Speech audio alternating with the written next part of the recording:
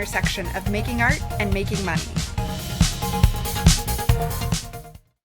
Hello and welcome, YouTube viewer. You are watching a live recording of me recording my audio podcast, Explore Your Enthusiasm. This is episode 95, and I broadcast these live on Periscope, and if you want to follow me there, it's periscope.tv/Tara Swiger.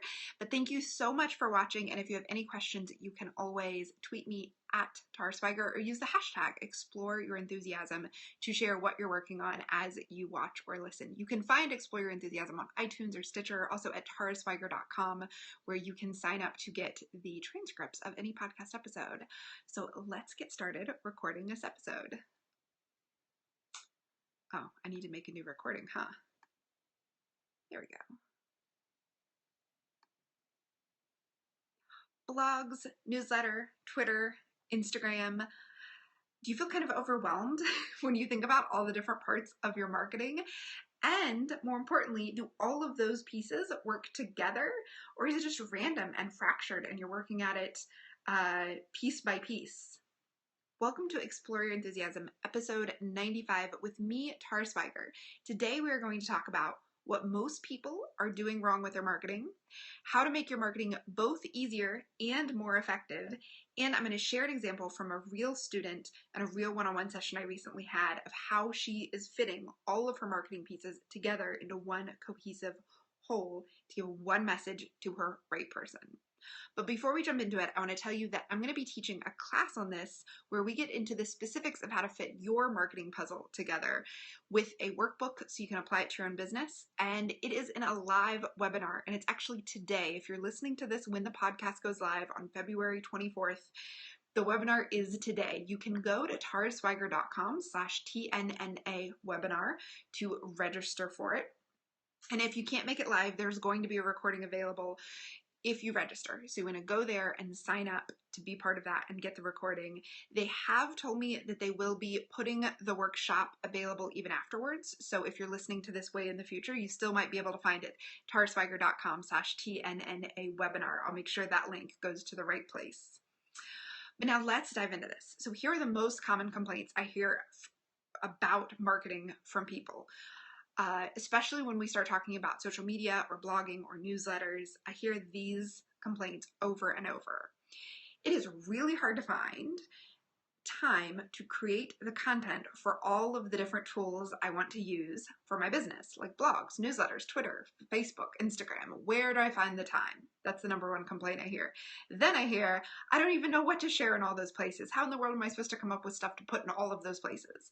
And then I also hear, I don't have any followers on that platform. Nobody's paying attention to me there, so I'm just not even going to use it until I have more followers. And I get this. I totally understand these complaints. These are real issues that you have to work through in your business. And I get that it's really hard to come up with totally new things to say in a bunch of different places.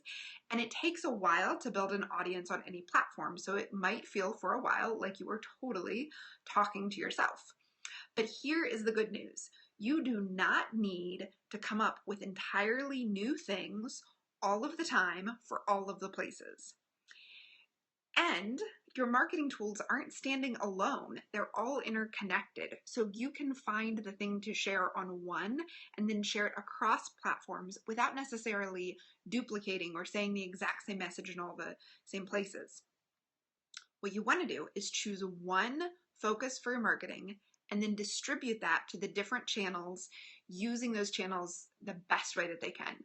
So on Twitter, you might say something funny or punchy or short. And on Instagram, you might say a similar message, but with a picture and an image and then a description. And on Facebook, you're going to say it in a different way. On your blog, your newsletter, you're going to maybe have the same focus, but say it in a different way, the way that fits that tool.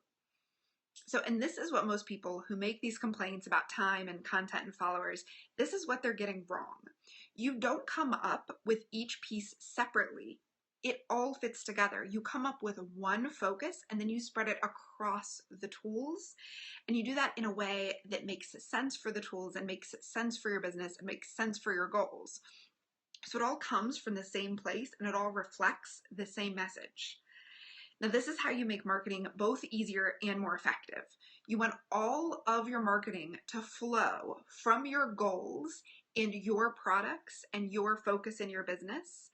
And then you decide which product or aspect to focus on at one time, and then you convey that message consistently across all of the different tools that you're using. So that makes it both easier for you. You're not having to come up with a bunch of different random things to say, and it makes it more effective because the people who are following you in one or two of the different tools get the same consistent message. They understand what your purpose is, what you're there for, what you do online. So last week I did a Periscope about your marketing plan, and we got to talking about the difference between a marketing plan and a content plan, and the people were really shocked by what I said about the difference between a marketing plan and a content plan. So I want to cover that here because this is important for how you think about how it all fits together. A marketing plan tells you what your message is, which is, I sell this awesome thing, but really specific to you, like what your awesome thing is and what makes it awesome. It tells you who you're talking to and what tools you use to talk to them.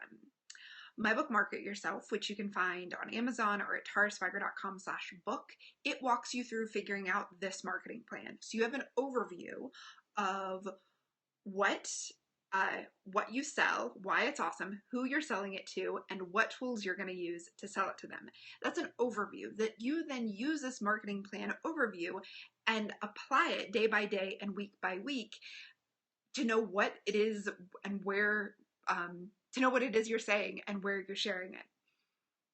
But then once you know the overview of what tools you use and what your message is, you're going to find it much easier to stay consistent, which again is the key to effective marketing, if you create a content plan about what you're actually going to say in the next few weeks or the next month or the next quarter. So you see, a marketing plan is just the overview. A lot of times people get confused about the two, and they think that their marketing plan is going to tell them what to say at every moment. Marketing plan is going to give you the broad outline. I use these tools, I do it this often, and this is who I'm talking to. Whereas a content plan is going to say, I'm going to make this my focus for the next week or 2 weeks, and I'm going to talk about this kind of thing across all those tools. And in those times, I've already decided to use those tools. So a content plan gets into the nitty-gritty. What exactly are you going to say and when? What is your focus each week, and how are you going to talk about it? How are you going to tell people that's your focus? So you create your content plan by first knowing your overall marketing plan. You have to know those big questions before you get into what your content plan is. And then you're going to choose a focus, and your focus needs to be in alignment with your goal. So really, before you make a marketing or a content plan for what you're going to say in the next 2 weeks on your blog and your newsletter and social media, you need to think, what's your overall marketing plan? Who are you talking to? What tools you're using, etc. What is your schedule for those? Like, do you blog every week? Do you send an email every week or every month? Do you tweet 2 times a day? And then you need to know what your goal is. Are you trying to increase sales right now? Are you trying to increase your email list? Are you trying to get more people to come to your next craft show or to come into your shop? So then once you know your marketing plan, what you use and when, and you know what your goal is, then you're going to choose a focus for your content for the next short period of time, 2 weeks or a month or 2 months. And that focus needs to be in alignment with what your goal is. So if your goal is to increase online sales, then your focus is going to be sending people to products in your online shop. But what I see people do is they say, oh, my goal is to get more people on my email list. But then they put out a bunch of content, a bunch of tweets, a bunch of blog posts, a bunch of emails that don't lead people to do that at all. Perhaps it doesn't lead people back to their email sign-up form. Perhaps they never talk about that they have an email sign-up form. So it's not very effective. So you want your content focus to be in alignment with what your goal is. So your goal is really going to shape the kind of things you're talking about. That's how you get your marketing to be effective at reaching your goals, is you talk to people, you tell them to do, you create calls to action to do the thing that is in alignment with what you're trying to do in your business right now. For example, if your goal is to increase sales, then you're going to want your content to be talking about your products and its benefits. And you can get even more specific and focus on just one product or one product category or one aspect of your product and focus on that in all of your content for the next 2 weeks or the next month. So once you've got your content focus, then you're going to come up with really specific things that you're going to say, and then you'll spread that throughout your tools. Now, it's at this stage that you want to think about your tools in order of priority. So I like to think about it as a wheel and a spoke system. So your the content you're creating is going to go in the middle of the wheel. And then you're going to send out spokes into all your other tools you're using that brings people back to that content. So let's say you blog and you use Twitter and Instagram. So you're going to create great content that's in alignment with your goals. So perhaps you're going to talk about one person's experience with your product. That's going to be a blog post. That's the center of your wheel. And then you are going to tweet links back to that blog post. You're going to Instagram about that blog post, perhaps with a quote on an image. You're going to send it to Facebook. You're going to send it to all of your tools, but you're not having to create brand new content for each of those places. You're using all of those places to send people back to the great content you created, which sends people to buy your product. So that is how it all fits together. You're not having to create brand new things for all of the places. You're all sending it back to one. So you're thinking about them in terms of priority. Instead of spending a lot of time writing beautiful, wonderful tweets, if that's not your core focus and that's not your priority for your content plan, if instead it's emails or blogs, then you want to spend your time making really great content for your core thing, your wheel, and using all the other tools to send people back to that core content. So I'm going to give you an example from my own business. My goal recently was about growing my email list for a couple of reasons. That might not always be yours, but that was mine for right now. And I wanted to reach more people with my helpfulness. So I made my content focus for the past few weeks the Biz Confidence Challenge, which is a 6-week challenge to help you grow in biz confidence. And it's helped a lot of people, and I've gotten great testimonials about it. So I knew that that's something that really helps people. So I created the awesome challenge. That's the core of the content. And you get it by signing up via email. And I also post each challenge on Instagram each week. And then, so that's the core I want to send everybody back to. Sign up for the email to get the Biz Confidence Challenge, which if you want to see what it looks like, you can go to tariswiger.com/bizconfidence. And then, now that I know that's my core, I distribute that through all my other channels. So I wrote about it on my blog. I talked about it on my podcast. I talked about it on Periscope. I talked about it in my YouTube videos. I gave people the sign up form regularly on Twitter, on Facebook, on Instagram. I made the little link in my profile, a link back to the Biz Confidence Challenge, because my goal is to get people on my list. So I put the Biz Confidence Challenge. You only get it if you sign up to my list. And then I distributed that message, sign up on my list to get the Biz Confidence Challenge, in all of the places. So I did not create brand new content for all of those places. I either used testimonials, quotes from people who had taken the Biz Confidence Challenge, or I took snippets of the Biz Confidence Challenge and would share it, or I would talk about an aspect of it on my podcast or Periscope and to send people back to the main thing I wanted them to do. Now, another example, which I know most of you have, when you want to increase sales, you focus on one product and then create content for your emails, and in my case, a podcast or maybe your blog about that product that you want to sell more of. Then you share that content on social media. So you're going to have your social media both linked to the product that you want to increase sales of, like you can get your skein of hand spun yarn here, you can get your painting here. And then you also create social media messages that leads people back to the content you've created about it on your blog or emails, where perhaps you shared a customer story, or you showed an example of how they can use your product, or you answered some of their questions about it. And so in that way, you're not coming up with brand new stuff for all your tools. You're using your tools to send people back to where you've created a couple of new pieces of goodness that help the buyer buy your product. So I use checklists for anytime I create something really good and useful, a new podcast episode, a new blog post, a new lesson in any format. Then there's a checklist of me sharing it in all of the places. So on my blog post, it gets tweeted a couple times. It gets shared on Facebook. I take the image and I share it on Instagram, and I usually take a quote from the blog post and I put it in the Instagram thing. I also pin it on my pin boards. So you see, one piece of content is shared in multiple places, and that piece of content is focused on whatever my goal is for my business. So I want to share an example of how all this puzzle piecing can work for a real life student who has a business that's probably similar to yours, in that she makes and sells a handmade item. So she is a member of my Starship community, and that's an online community where you get access to my classes, and if you join at the Warp Drive level, you get 2 one-on-ones with me. And you can find out more about all of that at taraswiger.com/starshipbiz. You can sign up to meet some of the captains and also be notified when it opens next, because it's not open right now. But we did a one-on-one session via email. And so I wrote this long reply to her, and I wanted to share it with you because I think it will be applicable to the kind of thing you're doing, and it'll give you an example of how all of your different pieces can fit together into one path. So she asked me a couple questions, and one of them was, how do I get more followers on my Facebook page?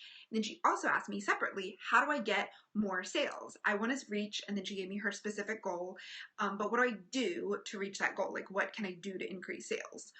And I told her, it's interesting you ask these questions separately because they're actually really related. You asked about getting more followers on your Facebook page, but that's not your main goal right now. Your goal is to make more sales. I know because you told me that. And so getting followers on Facebook is secondary to getting more sales, and they'll work together to create more sales. They'll work together to help you reach your goal if you think about them as an entire marketing ecosystem instead of totally separate pieces. Because if you split your attention and you say, I'm going to do stuff to get more sales and I'm going to do stuff to get more Facebook followers, you are going to make less progress on both than if you think about them holistically and you really prioritize one thing over the other. And the thing you want to prioritize is sales, because that's the thing that makes the biggest difference in your business. So don't worry about Facebook followers. Instead, look at it as a cohesive system, of which Facebook is one part of that feeds the system. So I find it helpful to think about this and explain it to other people in terms of how one customer is going to enter your business, find out about you, fall in love with you, and then buy from you. And I call this customer path. I have a class on this on Creative Live if you're interested in learning more. But that's kind of how I framed this for her when I laid it all out. So this is exactly what I told the Starship captain in our one-on-one. I'm going to read you a big chunk of it so you can see how all of this fits together. Because I shared some examples of my business, but my business is a little different than yours, so I wanted to share one of these. So this is a quote from what I sent her. So I said, we need to think about this as your customer path, how people find you, fall in love with your work, and then buy it. Each step they take or time they encounter you is going to lead them to the next step, and it's going to lead them closer to buying. So instead of thinking of Facebook and more sales as separate, let's think about it all on one path. Now, she does craft shows really regularly, so that's where I started. Your craft shows are the very first step for most people. And this is a great thing. It's much easier to find people in person at craft shows than it is to hope that they find you somewhere online. So we're going to think about this as the first step many people are taking in your business. So the goal here is to meet them and move them down the path. You can do this in a couple ways. One, they're going to see your thing and buy from you right away. Yay, score. That's the goal, right? You made the sale at the craft show, bam. The second thing is if they're not ready to do that, or maybe even if they do, then the next step for them is to sign up for your newsletter. That can be to either find out more and then be led to your online shop via your emails, or to be led to your next in-person event where they might come and buy from you then. Another option for people who come to your booth is to get your biz card and then remember later to go and check out your website, which is going to lead them to either sign up to your newsletter or to follow you on Facebook. Another option is for them to buy from you right there and sign up from your newsletter so they can buy from you again. And then you get a repeat customer. So you can see from that list where you could focus in person. That was another one of her questions is how do I do more marketing in person at these shows? How do I make the most of these shows to increase my long-term sales? So you can see what to focus on in person and what the next pieces of your puzzle are. In person, you want to be sure to invite everyone, whether they're a looker or a buyer, to sign up for your newsletter, because that's really going to be the next most effective step for you, is to get them on your newsletter. So I found that giving people a percentage off their purchase that day both got everyone to sign up, and it got people to buy a little something to use their discount that day. So I would say, like, oh, you get 10% off your order today if you sign up. So somebody who is just looking might decide to actually buy because, oh, okay, I'm going to sign up anyhow. I want to use that 10% off today. So that's the first step of your customer path, is them actually being at the craft show. And I know for those of you who are listening, you might not do craft shows. That's okay. This is just one example of one person's customer path. There's a lot else here you can apply to yours. Then your next step is your newsletter. It's the next most effective tool you have because it goes right into the person's inbox and it can lead them directly to a sale. You can send them directly to a product from the email in a really effective way. So the steps right after they open your email are going to be buy something. Woo! To get them to do this, be sure you include a direct link to a product in your shop so they can buy it. Don't just talk about your products. Give them a direct link.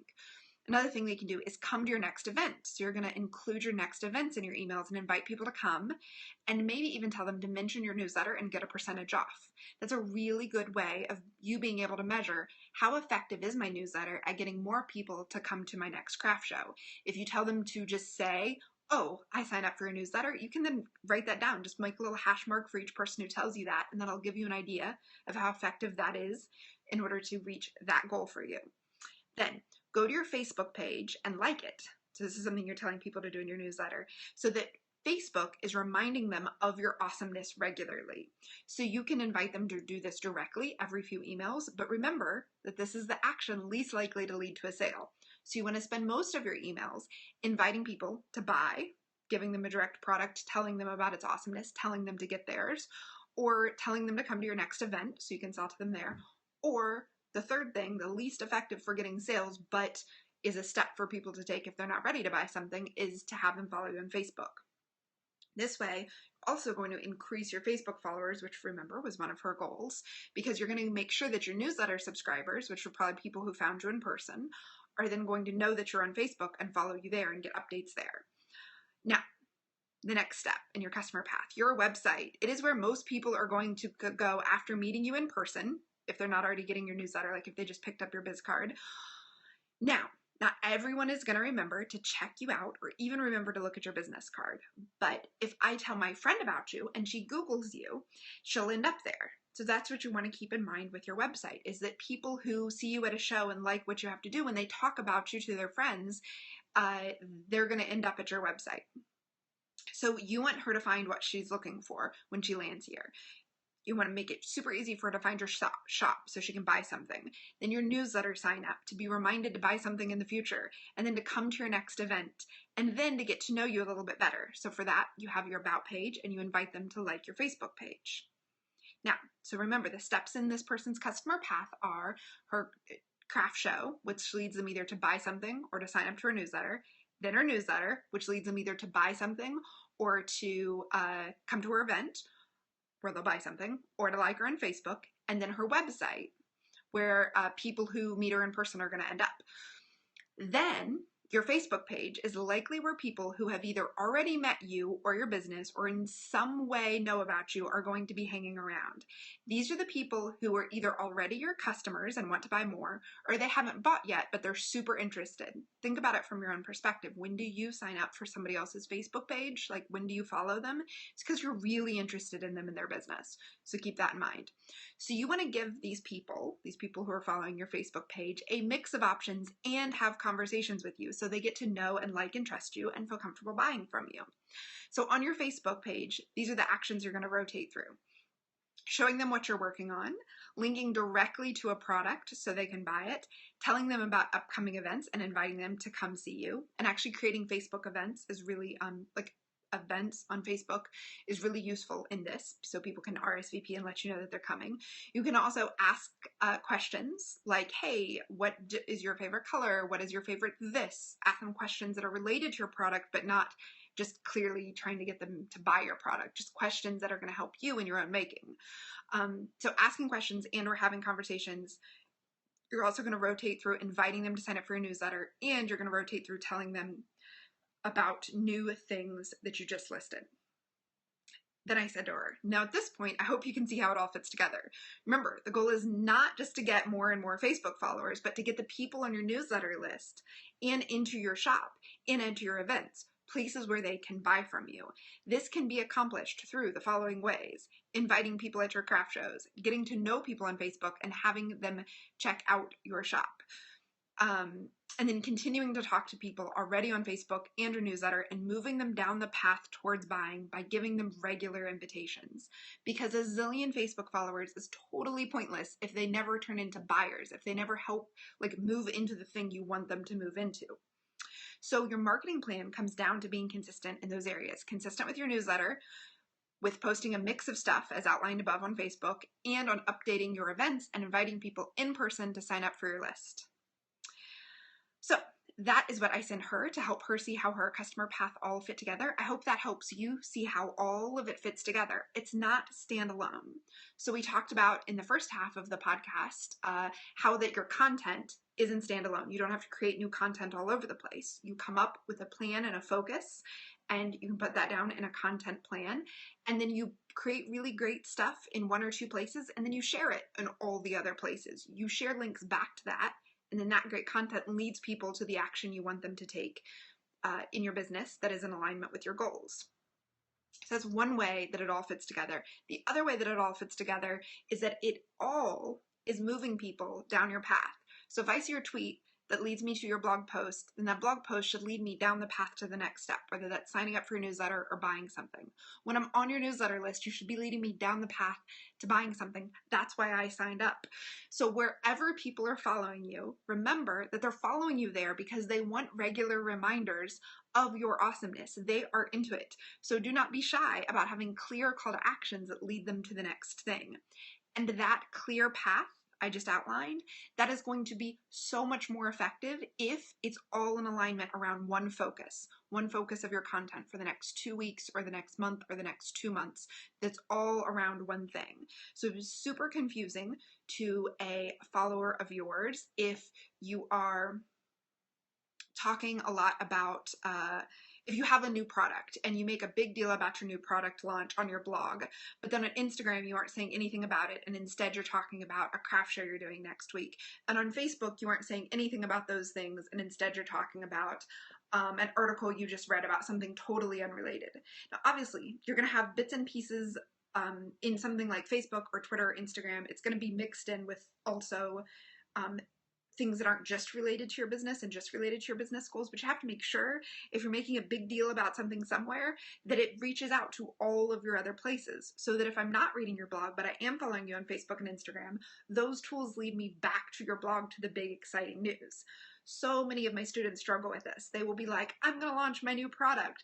They write a great description on their blog. They get testimonials. It's fabulous. And then they don't send that out to the other tools. And so if I'm just following you on Twitter, I might never hear about it and never know about it. So I hope you can see now how it all fits together and how it will shape, when it all fits together, both how you think about creating content and also where you focus your energy. So instead of spending time worrying about followers in one area, you think more about how your total path leads people to be able to find your thing, fall in love with it and learn more, and then actually buy it from you. So yeah, when you start to fit all of these pieces together, and you use your social media tools as an outlet for one cohesive marketing message that you're sharing across your platforms, your marketing is going to become so much more effective, and it's going to take a lot less time. So people sometimes ask me how I Periscope and I podcast and I send in new email lesson each week, and then I also build things like the Biz Confidence Challenge, and I create new classes that I go and I teach in person, like at Midwest Craft Con or with the TNNA webinar. And the answer is I have a very clear focus each month about where I'm going to spend my energy and the kind of topics I'm going to talk about. And then I sit down and I actually write what topics I'm going to talk about. So I know what my next several blog posts are going to be, and I know what my next several podcasts and emails are going to be about. And then from there, I look at that each week, what the plan is for the coming week, and I pull out little bits of it to be my Periscope topics. And then I take my podcast and I put the Periscope recording I do of the audio podcast on YouTube. And I take some of the best Periscope little mini lessons I teach and I edit them a bit and I put them on YouTube. So YouTube isn't this whole separate thing, it's all connected. And then I tweet the blog posts, the podcast, the Periscopes, the YouTube, and I share it on Instagram and I share it on Facebook. So I'm not having to create tons of new stuff. I'm just making sure that anything I do reaches people no matter how they're following me.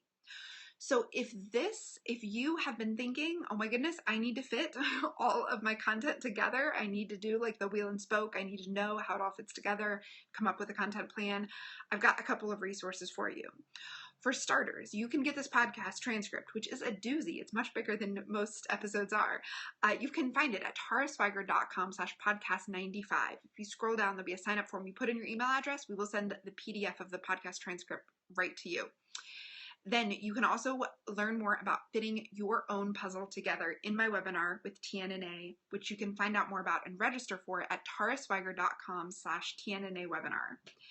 And if you're not sure what your marketing plan is, remember we said your content plan comes from your marketing plan. If you don't know what your marketing plan is, you don't know what tools you use or who you're talking to or even what's special about your work and what you should be saying about your work, check out my book, Market Yourself, which has workbooks that walk you through each of those areas, and then you end it by creating your overall marketing plan. You can find Market Yourself on Amazon. You can also get a signed copy directly from me at taraswiger.com/book.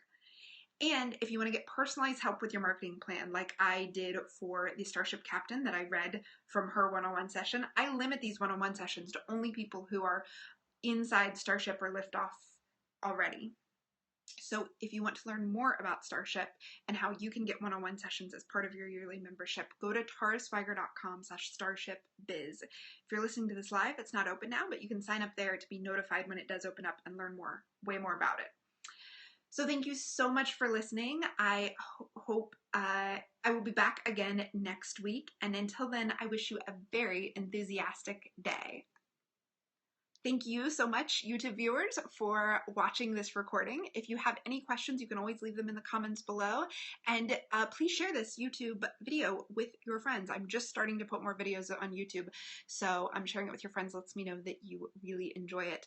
You can also subscribe to my channel. Click the little subscribe button, and you will get updates when there's a new podcast episode, which happens every week. And I share podcast mini lessons here about once a week as well. So subscribe to get all those. Thank you, and have a really fantastic day. Thanks so much for listening to Explore Your Enthusiasm.